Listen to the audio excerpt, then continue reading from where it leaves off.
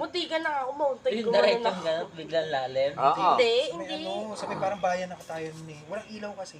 Yung ano, Sa yung cemetery. sirain Hindi yung ko ano. naramdaman yun. Yung Baka doon kalsada. sa Ah. sementeryo. Si Kaloy nagising no kasi bumagsak doon. Nagising ako noon. Bumagsak sa kanya yung bag. Yung bag ko sa likod tsaka yung Pringles, bumagsak sa ulo ko. Sa sasakyan tuloy kawawa. Hindi na ako napagpreno yun. So, ibig sabihin, ang sarap pala ng tulog namin ng dyan. Ito lalo, nakakala ko gising siya yung gumaganon-ganon siya.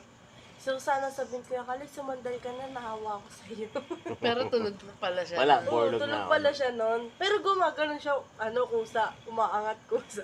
Alam mo sabihin mo kung babalik lang doon eh. Parang matsaglit na lang sa atin doon ngayon. Ang bilis-bilis na talaga ng biyahe. Ewan ko, ako aliw na aliw ako bumalik doon. Kaya hindi ako nagsasawa sa lugar na yun. Malinis kasi. Nag-ano sila mabato eh. Mabato. Ay, hindi, dead ma. Hindi, okay lang yun. Hindi nga ako nakaligo masyado. Magreklamo sila pag bato niya yung patulis. Mas gusto ko yung gano'n kasi hindi Diba maka... na- Oo. Hindi ka na dito.